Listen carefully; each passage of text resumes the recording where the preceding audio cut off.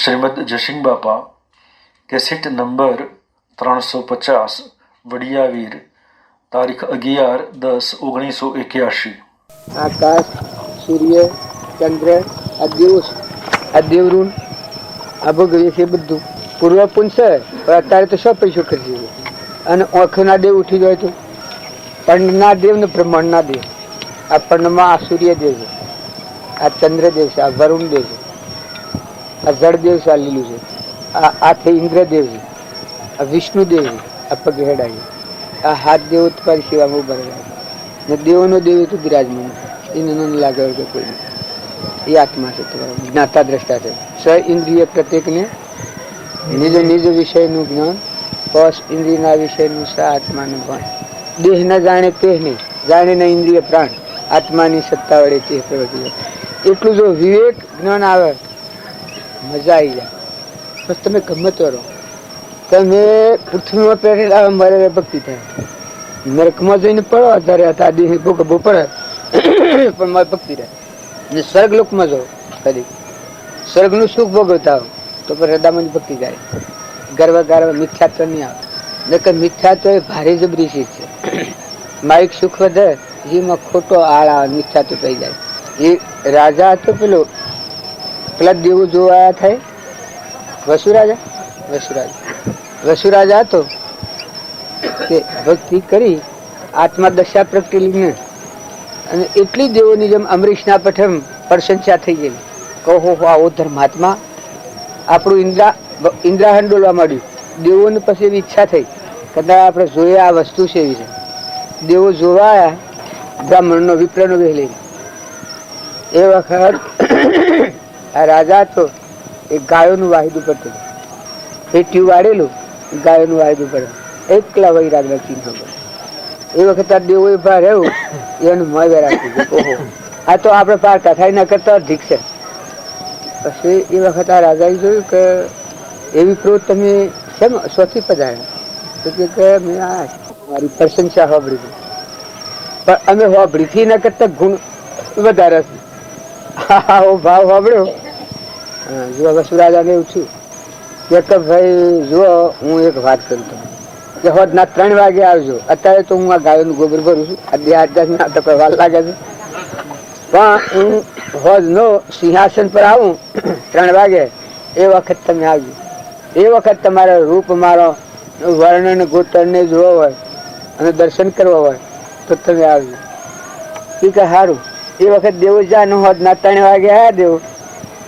રાજા એ હોનાના દાગીના ને પોશાક ને અલબે બોલાય ને સિંહાસન પર બેઠો ને ગોંતો વાગી રહેલો ને એ વખત આ વિપ્રો આયા. પાછા વિપ્રો આયા તો જોઈ અને ના આમ આવડું મોટું જણાવે. અરે આ હું કર્યું એટલે આ રાજા પાછું જોઈ રહ્યો છું. રાજાને માં એમ થયું કે હવારમાં જે ત્યારે પર્સન હતા અને અત્યારે હોય ને આ ગમતું નથી, મોથો આવડો હલાવે છે.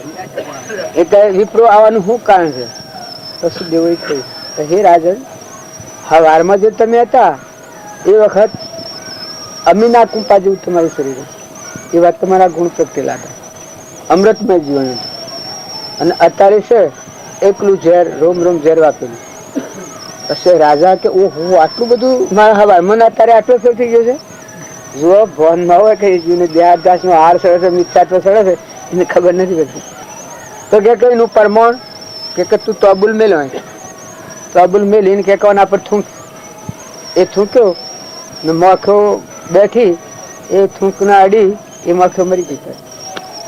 એ વખત પછી રાજાને બે રાખી ગયા. ઓહો આ ઝેર આટલું મેં જોડી જ નતું. હું ન સારું માનતો હતો ને સારું તો પેલું છે. જુઓ આવા ને આવા સંસ્કાર થકી બોધ લાગે છે. એમ તમે એના મેં આ બધા મહાપુરુષો જંગલમાં જઈ મોજીદા હતા. આ ભક્તોમાં શિરોમણી મોજીદા હતા, પોષી હતા.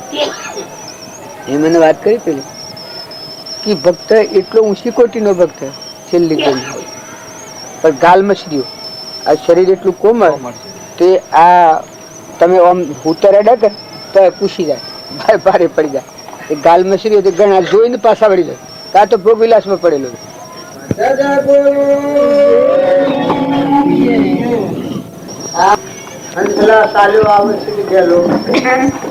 દેહના ભાવથી આપણો આત્મા હંસ બગલો નથી, હંસ છે, પણ શરીરના ભાવથી બગલા ભાવ ધારણ થઈ જશે, દેહાત જાતના ભાવ. એટલે ગેલ સાઈમાં આપણે ફરીએ છીએ. અત્યારે મુરારજી ભજન એનું આ પ્રમાણ છે. હંસલા ચાલો કાગવાની બોલી બોલો મારા વિરારે, અરે કોયલ વાણી બોલો મારા વિરારે, કાગવાની બોલી પરી મેલો. આપણા જીવનનું પરિવર્તન કરવાનું આ માર્ગ છે.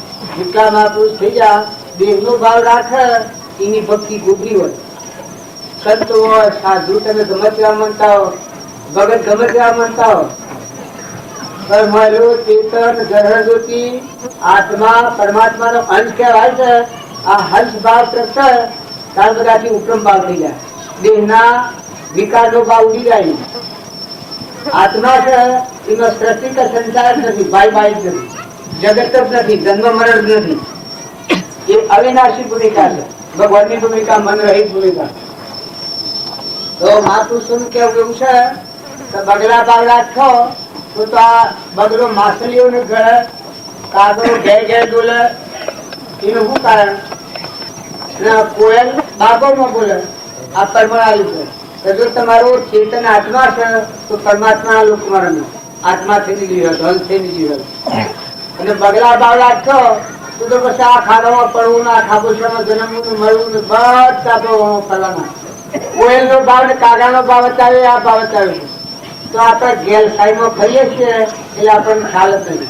પછી બીજું ભજન કયું એમાં આ પરમાણુ છે. ઉમેદી મને એસી લાગી નિર્જન હોય એ હેની ઉમેદી લાગી છે. જીત ગુણ ની વાત અમે જીતો કરતા હતા એ ઉમેદી કહેવાય. ઉમેદી કોઈ બીજી શીખ નથી. ઉન્મુખ થઈ જાય ભગવાન ને મળવાનો, જિજ્ઞાસા પ્રાપ્ત થાય. ભૂખા માણસ ને ખાવાની આદત થાય એ વખત ગમે તો રોટી મળે. શહેરો માણસ હોય એને તમે ગમે તો હુરવાનો ખાવાનો ભોજન આલો, પણ પાણીના એની સ્વાદત ન પડે. એમ જે જિજ્ઞાસુ આત્મા જાગૃતિમાં આવે, આત્માના ભાવ ઉપરાવે, તારી દશાના પુરુષ ભગવાનના જપનો. આ સંતાનો સુખ આપણે મળ્યા છીએ. બધા આપણી વસ્તી સુખ બુદ્ધિ કરી અને ખરીદી તમારે ખાવા પીવા છે, પહેરવા ઉઠવા છે, ઘર ગોમ છે, મન મર્યાદા છે, અને હું શું મારી મન પૂજા છે. આટલો જો મને બેહીએ એ પરમાત્માના લોકમાં જવાનો માર્ગ નથી. પણ પરમાત્માના લોકમાં જવાનો માર્ગ હોય એને આ ખો પીરો પહેરો ઓઢો રહો પણ આ બધા પરધર્મો છે.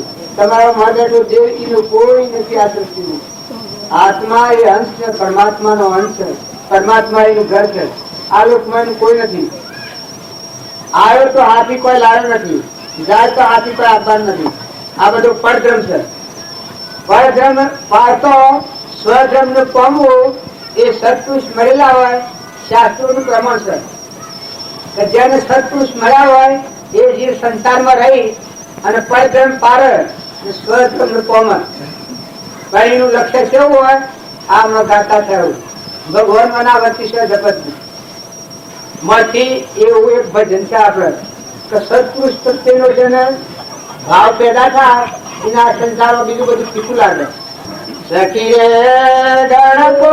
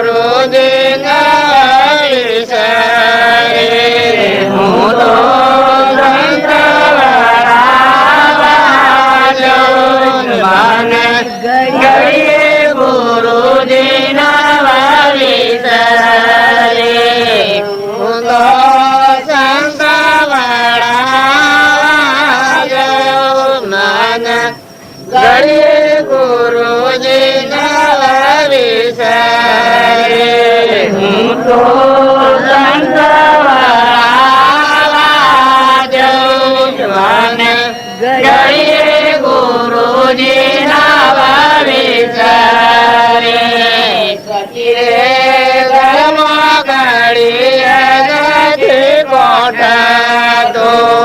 સખી રે ઘરમાં ઘડીએ નથી ગોઠતું સખી રે ઘરમાં ઘડીએ નથી ગોઠતું સખી ઘરમાં ઘડીએ નથી ગોઠતું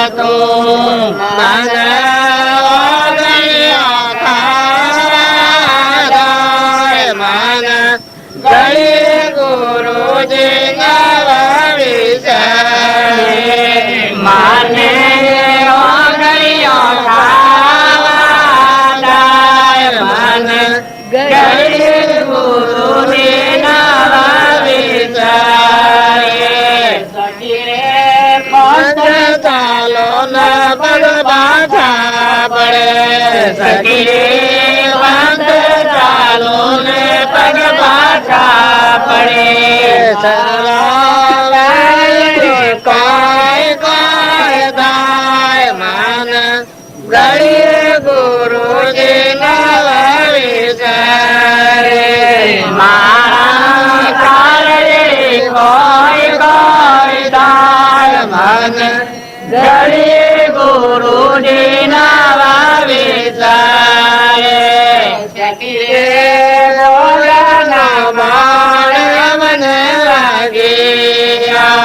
સખી બુઢાનો બાણ મને વાગ્યો સકલ શરીર મન ગળી ગુરુજી નવા વિચારે મારા વેદના સકલ શરીર મન ગળી ગુરુજી નવા વિચારે સખી ઉઠી સખી મારું ઉઠી